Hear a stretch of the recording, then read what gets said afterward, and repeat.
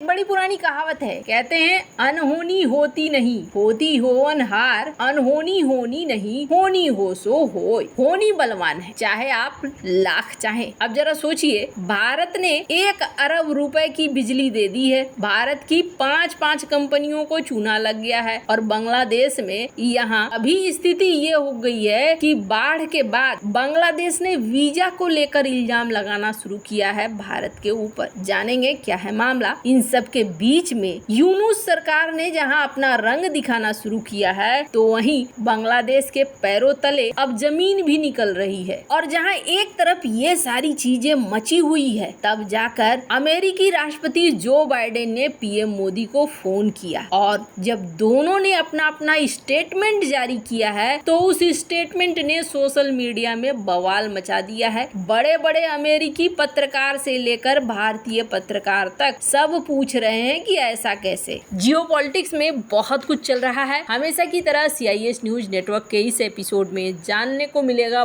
बहुत कुछ। आइए जानते हैं इन खबरों को विस्तार से। जो चीजें अफ्रीका के देशों में होती थी, वही चीजें अब एशिया के देशों में भी होनी शुरू हो रही है। हालांकि श्रीलंका ने सही समय पर अपने हालात को सुधार लिया और श्रीलंका बच गया। मालदीव भी अभी सही समय है, अपने आप को इसने बदल कर चीजों को स्थिर करना शुरू कर दिया। शायद मुइजू को समझ में आ गया है कि यहाँ गेम क्या चल रहा है। पर बांग्लादेश में स्थिति बहुत खराब हो रही है। बांग्लादेश में हर बीतते हुए दिन के साथ चीजें अच्छी होने के बजाय खराब होती जा रही है। सबसे पहला नमूना देखिए, ये जो आपने कल तस्वीर देखी थी, अंसार ग्रुप और छात्रों में भिड़ंत हो गया, और इसके बाद 350 से ज्यादा लोगों को गिरफ्तार कर लिया गया है अंसार ग्रुप के। अब ये जो 350 से ज्यादा लोगों को गिरफ्तार किया गया है ना, ये समझ लीजिए कि एक बीज डल गया है, और ये बीज बहुत जल्दी आपको फल देखने को मिलने लगेगा बांग्लादेश में। अब मैं ऐसा क्यों कह रही हूँ, ये जो होम गार्ड्स दिख रहे हैं ना, ये होम गार्ड्स आम नहीं है। इसे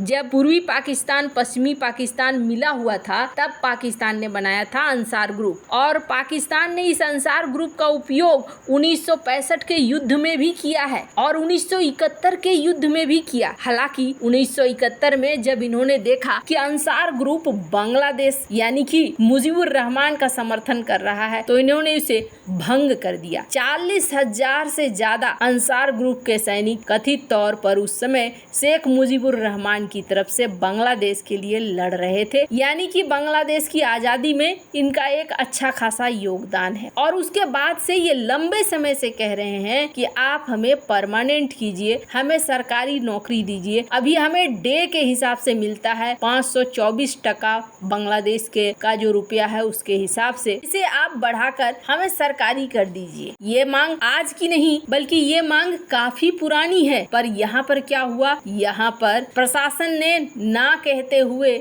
ऊपर से झगड़े बढ़ा दिए, छात्रों के साथ लड़ाइयाँ हो गई। ये असंतोष बहुत भारी पड़ने वाला है बांग्लादेश। अब एक और बात करें, अगर बांग्लादेश ये सोच रहा है कि सारी चीजें ठीक ठाक चलने वाली है, तो यहाँ बहुत गड़बड़ होने वाला है। आपको बता दूं, भारत ने भले बाढ़ के लिए पानी न छोड़ा हो, भारत ने इस बात को कहा भी है कि हमने पानी नहीं छोड़ा है, लेकिन बांग्लादेश में अब बाढ़ के बाद एक नया बहाना क्या लागू किया जा रहा है कि भारत हमें वीजा नहीं दे रहा है, और इसके लिए जो वहाँ पे दूतावास है वहाँ पर हंगामा खड़ा करने की कोशिश की जा रही है। मतलब हर छोटी बड़ी चीजों में इनको बहाना चाहिए भारत के खिलाफ एंटी इंडिया माहौल बनाने। अब इसमें जो यूनुस है वो भी कहीं ना कहीं हाथ अपना लगा रहे हैं। जमाते इस्लामी, जिसको पाकिस्तान का समर्थक माना जाता है, जिसे शेख हसीना ने बैन कर रखा था, इसके ऊपर से ये बैन हटाने वाले हैं। अब यहाँ पर यूनुस ने एक और चीज करी, शेख हसीना ने 2 डिप्लोमेट्स भारत में अपॉइंट किए थे, उन 2 डिप्लोमेट्स को भी ये बुला रहे हैं वापस। यानी भारत के साथ पंगा ये लंबा खेलना चाहते हैं, लेकिन ये पंगा इन्हें बहुत भारी पड़ेगा।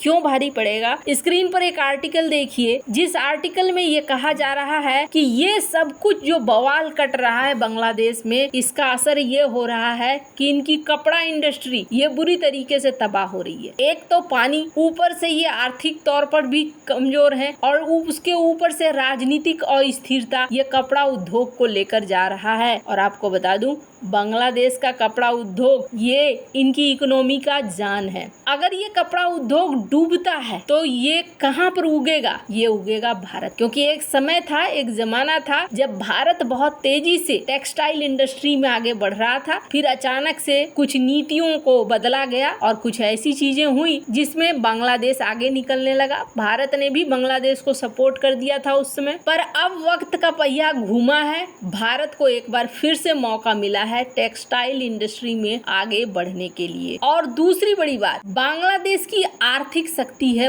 बहुत कमजोर, और एक बड़ी पुरानी कहावत है, भूखे पेट भजन न होइए गोपाला। ये सारा तामझाम कुछ दिनों का है और उसके बाद समस्याएं बढ़नी शुरू हो जाएंगी। खैर, अब बांग्लादेश में ये जो कुछ भी हो रहा है, भारत का $1 बिलियन भी यहाँ अटका हुआ है, और ये $1 बिलियन 5 कंपनियों का अटका हुआ है जो कथित तौर पर बिजली की कंपनियां हैं और इन्होंने बिजली सप्लाई करा था। अब संभवतः ये बिजली कट कर देंगी। जाहिर तौर पर जब तक पैसे पूरे नहीं आते हैं तब तक बिजली देने का फिर सवाल नहीं बनता है, मतलब और भी समस्याएं। हालांकि ये अलग बात है कि फिर वो चिल्लाएंगे कि आप हमारी बिजली काट रहे हो, जैसे उन्होंने आरोप लगाया कि आपने पानी छोड़ दिया, आप हमें वीजा नहीं दे रहे हो। जहां एक तरफ ये सारा सीन हो रहा है, इसी बीच पीएम मोदी को फोन कॉल आता है जो बाइडेन का, और दोनों के बीच में बातचीत होती है। अब ये जो लिस्ट देख रहे हैं ना, इस लिस्ट में देखिए, इस लिस्ट में भारत की तरफ से रीड आउट जारी किया गया और भारत ने पॉइंट्स दिए। इन पॉइंट्स में 8 पॉइंट्स दिए गए, जिसमें भारत ने कहा कि आज पीएम मोदी को फोन आया है जोसेफ आर बाइडेन के द्वारा, और उसके बाद इन्होंने दूसरे पॉइंट में लिखा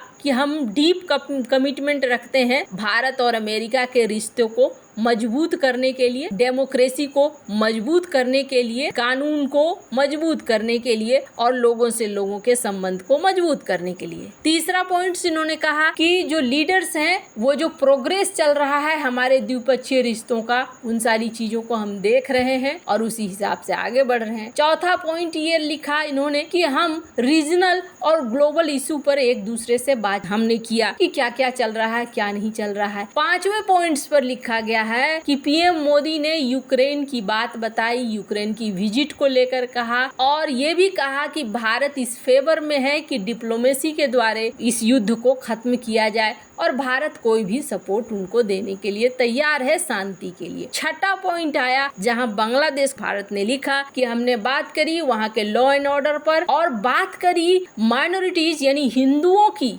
पर्टिकुलरली यहाँ पर देखेंगे तो आप हिंदू लिखा हुआ है, हिंदुओं की सुरक्षा के ऊपर। 7वें नंबर पर यह कहा गया कि हमने बस में इस बात को माना कि हाँ जी, हम मजबूत करेंगे मल्टीलेटरल एरिया में, क्वाड में, और हम एक दूसरे के साथ में रहेंगे। लेकिन बाइडेन ने जो रीड आउट दिया है वो क्या है? इस बाइडेन रीड आउट को अगर आप देखेंगे, इन्होंने बाकी सारी बातें ठीक ठीक कही कि बातचीत हुई, उनका हिस्टोरिक विजिट पोलैंड और यूक्रेन को लेकर, पहले प्रधानमंत्री थे जो डिकेड में यहाँ पहुंचे, शांति का और मानवीय सपोर्ट इन्होंने दिया वगैरह वगैरह। लेकिन यहाँ पर एक लाइन या एक वर्ड भी बांग्लादेश को लेकर इन्होंने नहीं लिखा है। ठीक है, यानी बांग्लादेश को लेकर ये हाईलाइट नहीं करना चाहते हैं इस मुद्दे को। ये कहना है इनके ही पत्रकारों का, स्क्रीन पर आप देख सकते हैं, डेरेक जे ग्रॉसमैन, इसके अलावे ब्रह्मचेलानी, जो ये कह रहे हैं कि क्या ये बांग्लादेश को और बांग्लादेश में चल रही परिस्थितियों को